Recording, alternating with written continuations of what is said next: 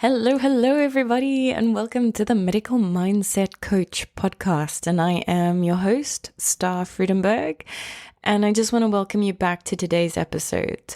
So if you have noticed, I have kind of disappeared off the radar for a couple of weeks, and that is not without a reason or multiple reasons. And that's just been simply because I've been studying and when you work in the field of health, wellness, and medicine, you will always find yourself on to the next thing, because in my sort of work, I always find that I will attract a next different type of patients, and then they will present different type of symptoms, and then it'll be something I don't necessarily know about, or I don't know how to treat, or I can only treat to a certain point. And then that, puts me in the position where I go, well, how can I help this person? So then I further advance my studies. But yeah, I think I'll always be a nerd at heart, always have been, always will be, and forever a student of life, isn't it? So today's episode, I just want to talk to you about the very interesting subject of what I have been recently studying, which is Tibetan medicine.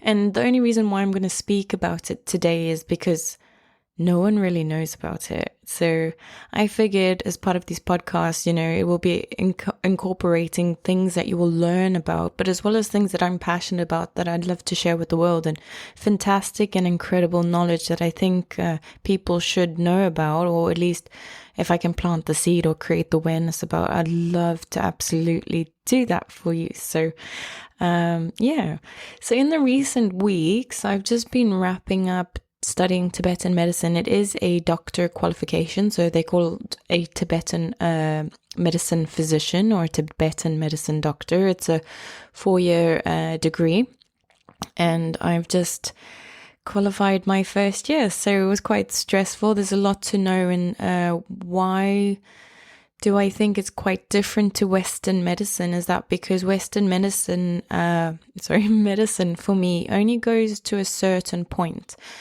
When we come back to the topic about when I use the word holistic, everyone goes, oh, holistic medicine, what does that mean? Just think whole, complete.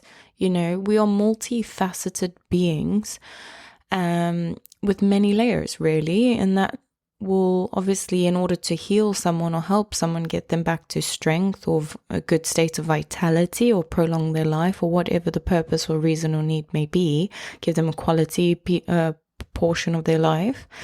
So we need to address things on multiple aspects. And this is again tying into the reason why I study so many things, because we are so complex, right?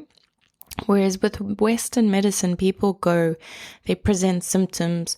Doctors will say, okay, this is wrong with you. One, either we chop it off, chop it out, and take drugs or, classified as pharmaceuticals.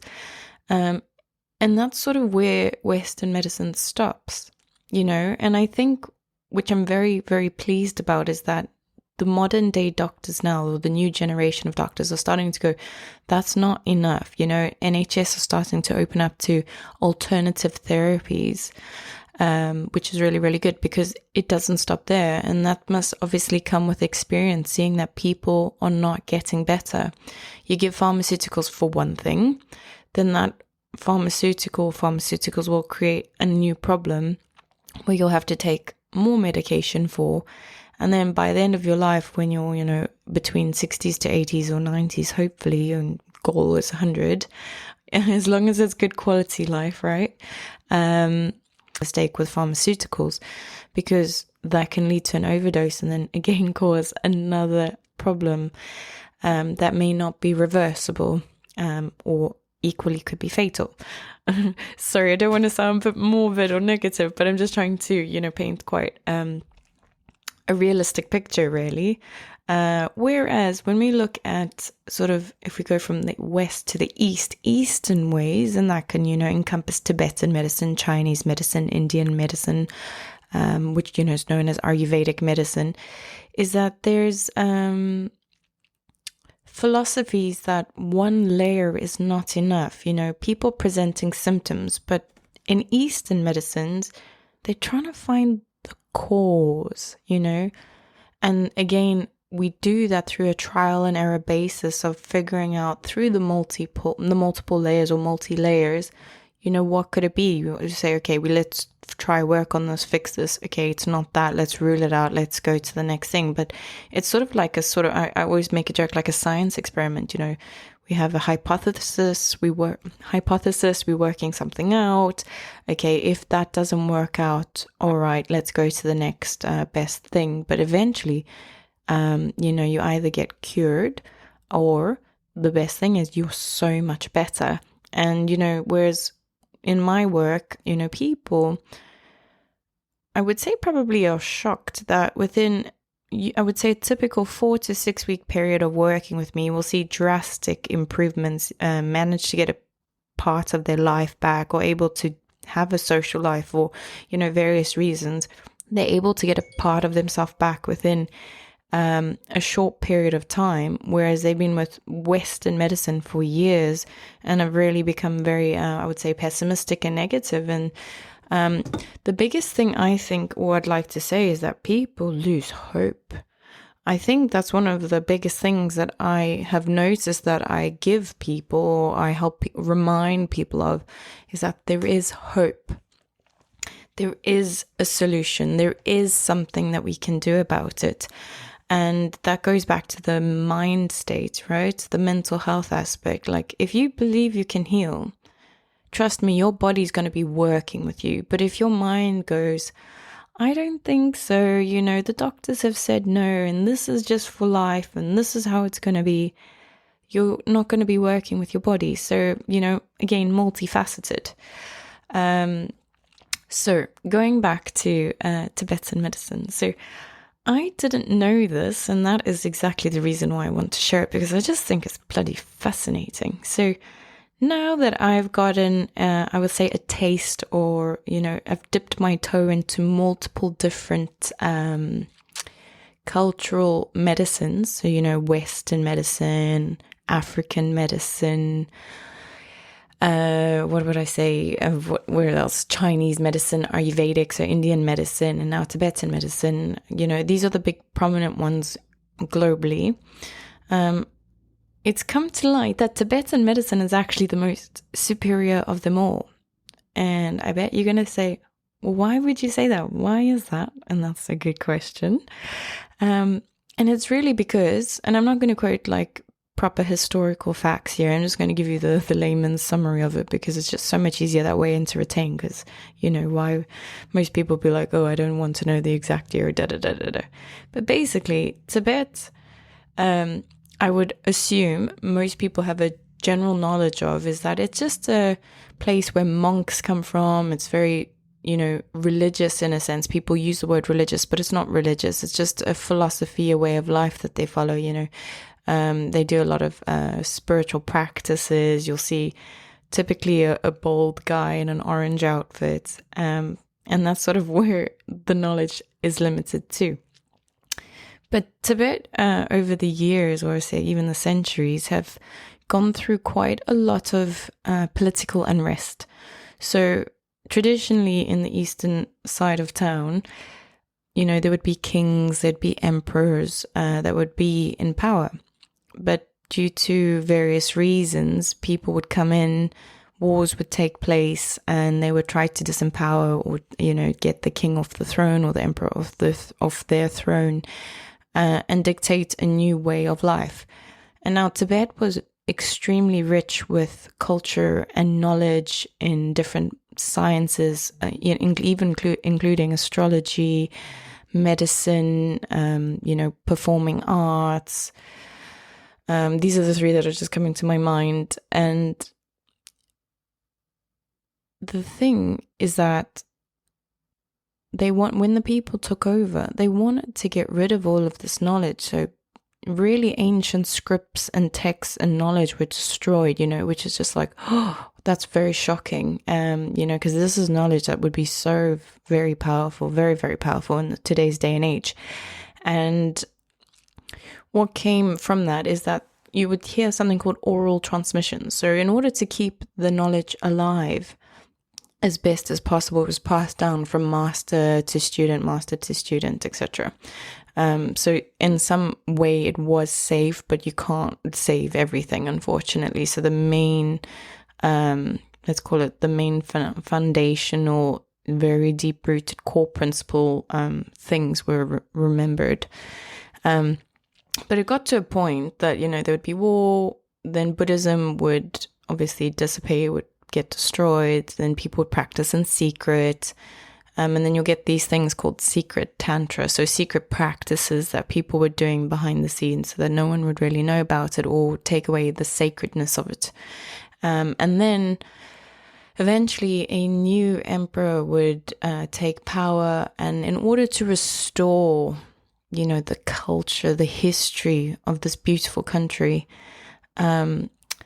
he said, he basically said, I would pay an extreme amount of gold and wealth to top physicians from around the world to come. So from what I've read, from Persia, from Greece, from India, from China, very, very top physicians came into Tibet and taught and sort of relayed the information. It was written down, it was transcribed, and then in summary, Tibetan medicine has encompassed, we would even say, global practices, and then summarized it into I'm going to go with the word hybrid.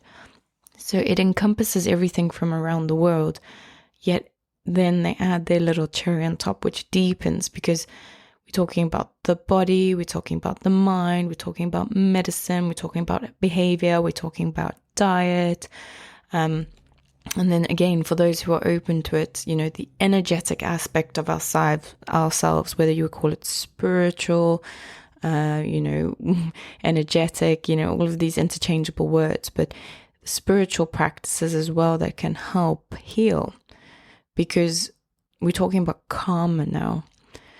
Karma, what is karma? So people are like, oh, if you do something good in this life, you generate good karma. So let's call it like, I always make an analogy about making it like a bank account. You're putting plus into your account. You do something bad, you're going negative into your account. And you don't want to get into overdraft. That's just rule number one. Because when you take that bank account into your next life or future or countless future lives, is the terminology they use, you want to make sure that you're going prepared rather than unprepared, because you don't know what to expect in the next life. So they're playing with all of these different kind of concepts. Okay, so, what you do in today or what you've done before will affect the outcomes of your health, your structure. And then when you come into, they use the word constitution to be specific. So when you come into this world, born or incarnate into this world, you now, based on your past karma, have a certain constitution. And then that karma will also align you to the type of parents that you are born with, because their energies in the moment of conception, if they were very healthy or they were drinking, they were smoking at a bad time in their life, very stressed, combined creates you, right? So your karma plus their energies will then create the outcome of who you are born with as a constitution, and we're talking just literally your physical structure. Then it's going forward to say, okay, well, based on that, what are you doing in this life in terms of good deeds, your behavior, your mindset, your diet, how you're looking after yourself, all of that. And then what are you working with to enhance your constitution or doing to take away from your constitution? Which is very, very interesting for me. So in Tibetan medicine, they say that you're born with, there are 7 identified constitutions in this world, if you will, where you get 3 base ones, and then you'll get a hybrid combination of each other, which works out to 7. So interestingly, someone can walk into the room, and then you can just literally, by looking at them, and you'll do, in a sense, a diagnosis. You look into their eyes, you look at their tongue, and you look at how their body is structured, first of all. And then you can already have an idea of what kind of disorders or diseases that they will be, or have a predisposition to, or are susceptible to. and then be able to treat that. And then you give them the right, I would say, conditions, the diet, things to change in the mind, the behavior, the psychology, certain types of medicine, and you can get them into as best state as possible, or what we would call balance, homeostasis, to be able to manage and function really well and with quality, until your final day in this life. So I thought, wow, that's really, really incredible. So I thought, I've come to Tibetan medicine at the end of all my things, and I think, gosh, I should have done it first, because it's, for me, a very, very interesting, sort of thing that I'm doing with my life, is that I'm very intrigued and curious about all the different cultural aspects of medicine, psychology. So I've gone, personally and studied all around the world, from different mentors, very powerful people in high places, and just really taken their good bits, the summaries, their life lessons, their experiences that they've passed on. And now I'm trying to make, in my mind's eye, this hybrid thing of what I think are similarities across board. What are the differentiating factors? What's better? What would be more useful to a certain patient than versus another? So it's very, very, I'm going to say cool. It's very, very cool. And I think, in a way, this is actually going to start, or is starting to show in my work at the moment.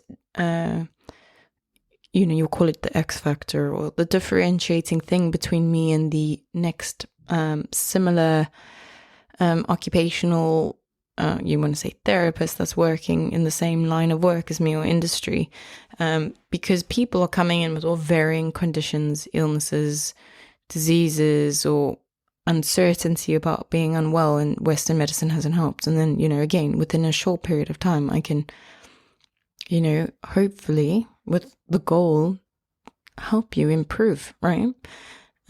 So that's really, really great. And there's so many different belief systems within the Tibetan medicine culture, but it's nothing imposed, which is what I really, really love. Because I would tell people, because I'm born, or have been born, my father is Catholic, mother is Christian. In South Africa, you're raised as a Christian, you go to Christian schools, I'm going to say inverted commas, forced to go to church, you're forced to go to chapel, you're forced to do religious education. Again, these are forced upon you. Whereas in my case, I was like, well, I don't know what I am. But, you just sort of, when you don't have the right to have an opinion at a young age, you just go, okay, well, I guess that's just the way of the world. And then having moved here overseas into the UK, it's really, really open-minded and liberal, and most people don't follow a religion. They don't follow a belief system. Then you can have a family who believe all in different things, and it's widely accepted. So even though I was raised, inverted commas, as a Christian, I didn't really believe it. Not necessarily not believe in it. I do believe there's a higher power at B, but I don't necessarily give it a name, whereas people would say God or Allah, or certain prophets that, you have to follow. It's more of a liberal approach, which I find that I completely resonate with Buddhism, because Buddhism is not a religion. It's a philosophy. Just be kind to people, show compassion, try help others where you can. Don't be greedy. Don't do bad things. It's what I think everyone should be practicing, right? And you don't need to be religious to do that. And you don't have to necessarily go to a place of worship to do that, because, that saying, charity starts at home. For example, in my case, like, there is a practice for Buddhism that I could go to the Buddhist temple every Wednesday evening, but I think, no, I'd rather work and do good there, help people there, because I know in my heart that I'm helping. I know in my heart I'm trying to do good. I know in my heart I'm trying to be kind, compassionate. If a stranger on the streets are like, sorry, my phone died, can you please, can I borrow your phone quickly to do a phone call? Or, someone, for example, at the counter didn't have enough money to pay for one item of grocery, give that extra £2. Or, someone's lost and help them with directions. Or, you don't always necessarily have to go out your way, because most people, I don't think, do that. But if you can show an act of kindness or do a good deed, just do it. Like, I really, really think it's important to just do it, because I've noticed people have and I wouldn't say the word is expectation, but just sort of like I would say a belief system that I'm a good person, people should help me, right? And when I translate that, I go, okay, that means take, right? You're a taker. But if everyone is a taker, then therefore no one would be a giver, right? And we want to look for givers too, right? And therefore we need to create the balance. So in order to receive, not receive with expectation, always receive with gratitude and humility, you should give. And ironically, even though this is not a good fixed mathematical equation, it's the more you give, the more you receive, right? So I'm just ranting on there about it, but I do find it really, really important, because I think life can be really, really hard. I really do. I think life can throw curveballs, can throw unexpected sorry, I'm still stuttering. I need coffee today. Unexpected situations, things you're not emotionally prepared for. Trauma and suffering are, how would I word it, it's a guaranteed thing as part of the human life. It's absolutely certain. You will suffer a trauma of some sort. Death is a trauma, but that's guaranteed.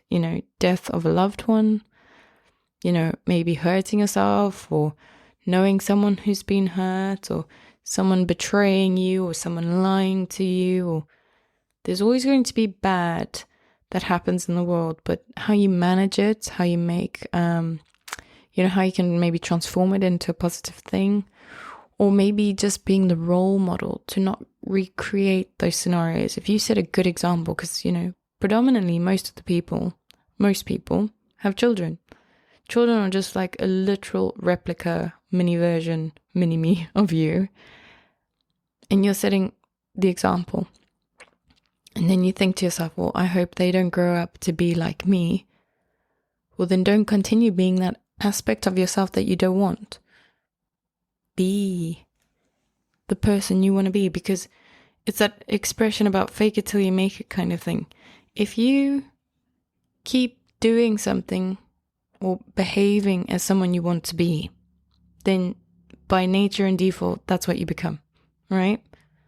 You got to keep tricking your mindset, keep tricking your behavior, keep tricking it until it's no longer a trick or it's no longer fake, and it just becomes, whether that's confidence, whether that's maybe practicing a skill, like maybe, for example, some people are like, I'm really terrible at cooking. If you keep making the same dish, eventually it's going to get better. What it just boils down to is how much effort you're willing to put in, how much discipline you're willing to put in, how much motivation you're willing to put in. The consistency, that is the real nutcracker in all of this. And then tying it back to the whole theme of the subject is, this is what Tibetan medicine encompasses, right? Because energetically, when we feel good, we radiate. When we feel good, we don't have stress in our body. We digest food properly. Our mindset is good. We have the motivation to go to, for example, gym every day, or go out and see friends. And when you're, with that vibe, I feel like everyone has moments in their life they remember they were just like on fire, is, the common phrase used, or they're just doing so well, or feel in flow. The people like, I was in my flow state, or, we all have these moments where we can instantly go back like this and go, I remember then. I remember that feeling, and who doesn't want to be around a person like that? Because it's just a gorgeous vibe, a gorgeous energy to be around, right? Now think about it. If you had your tribe, your team, your group of friends, and you're all like that, like that's an incredible, nourishing thing to be around. But again, it starts with you, right? You can't expect things of other people. Do it yourself, do it for you, and you'll naturally see people around you will be influenced, because when you do things authentically, with purity, with kindness and compassion, like a do-gooder, that is contagious. That is absolutely contagious. And you get people to start going like, oh, maybe I'm going to try that. Or, that looks really good. Or you look really well and happy. I definitely want to get some of that. I want to try that out, right?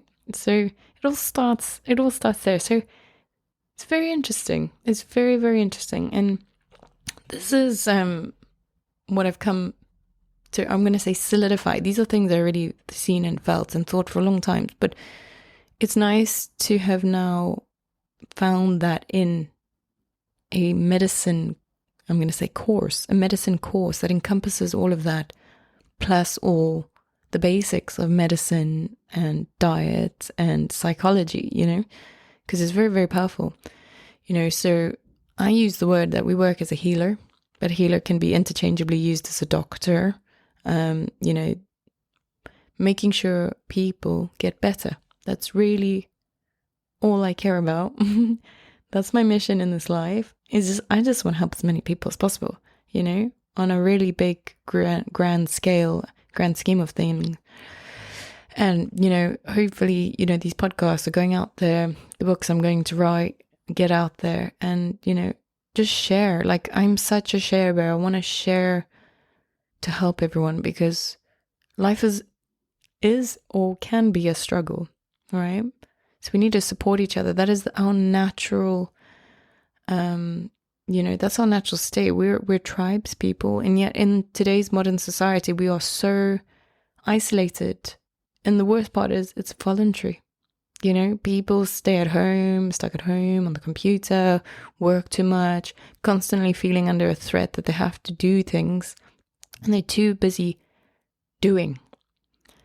And then I say we're not human doings, we're human beings. How can we be? What is your being like? What do you need? What makes you happy? You need to feed your soul some more of that. Feed more, Because people, when they come to me, despite it being a medical or health treatment, it's nurturing the body. It's giving TLC, self-care. And then you think how many hours a week / a month / a year that you work and you put into giving, maybe, for example, to your work.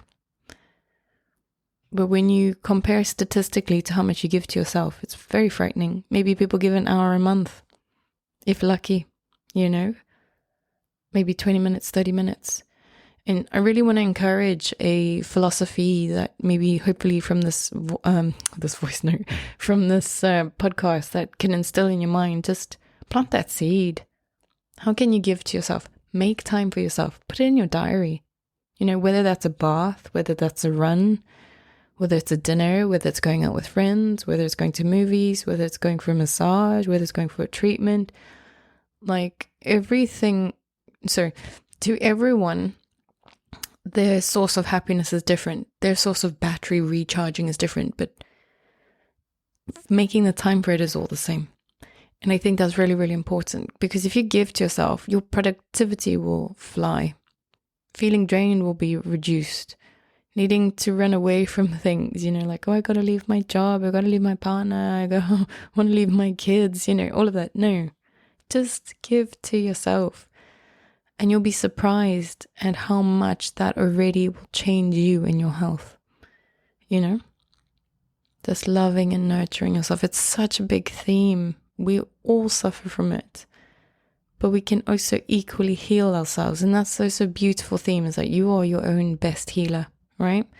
Practitioners like me, just helping you on the sidelines, just giving you a little nudge, giving you a little bit of guidance. But you do all the work. And therefore you should enjoy all the rewards.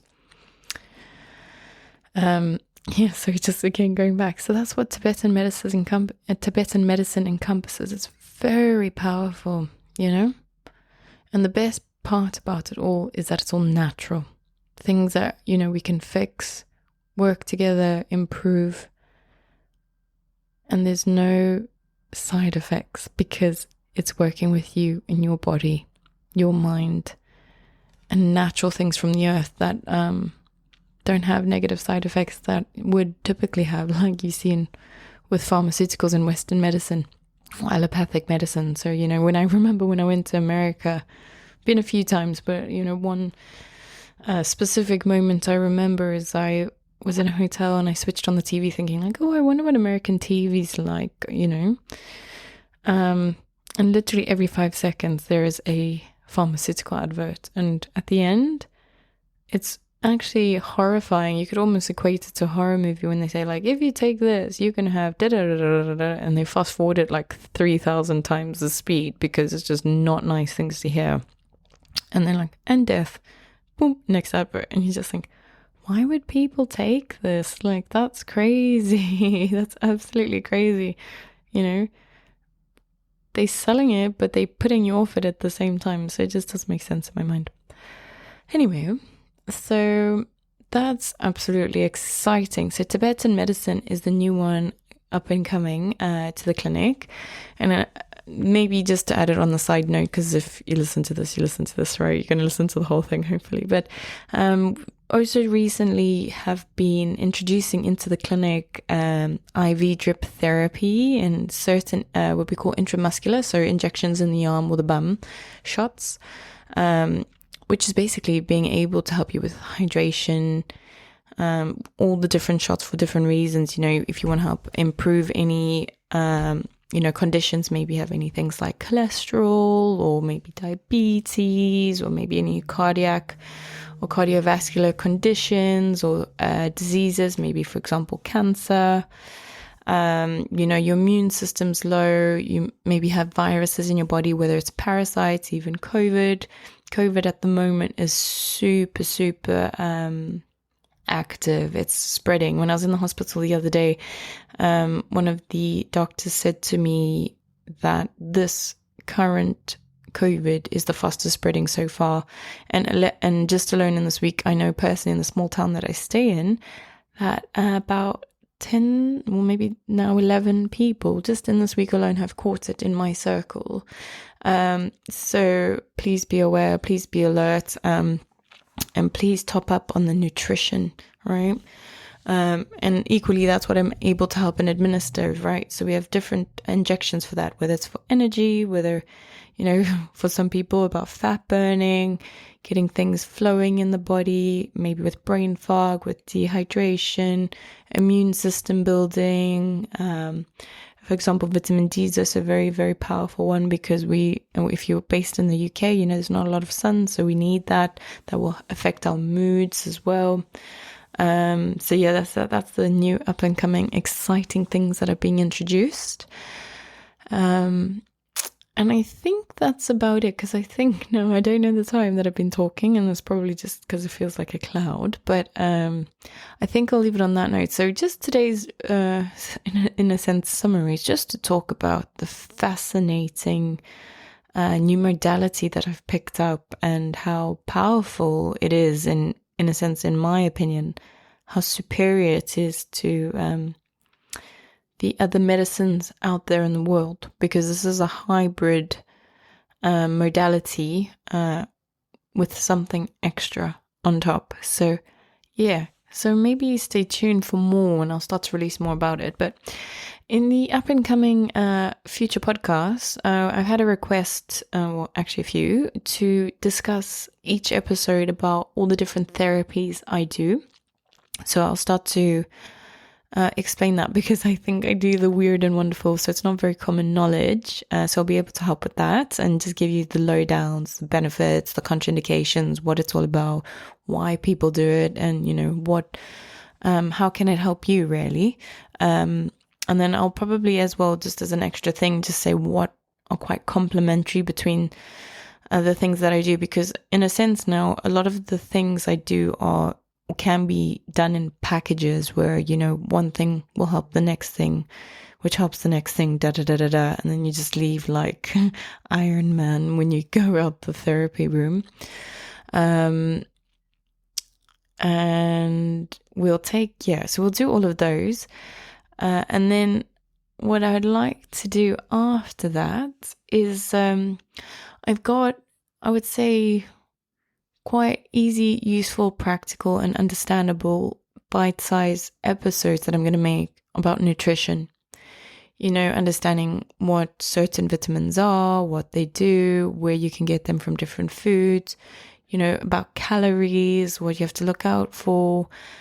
Just understanding basic nutrition, I think, will be very, very beneficial to those out there because, it should be common knowledge, but unfortunately it's not. So hopefully I can set the benchmark and precedent and hopefully be able to get people out there knowing about these basic things. So you know how to make the right decisions for yourself, or the educated decisions, or if you're going to make the bad ones, then you're being a bad girl or a bad boy, right? So, and then equally, once you do that, then you know how to remedy it after.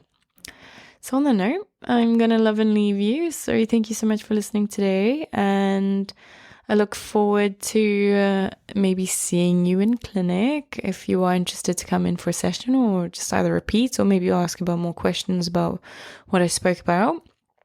And we'll take it from there. So have a good day, night, wherever you are in the world. And I'll see you next week with the next podcast. Over and out. This is the Medical Mindset Coach. Bye.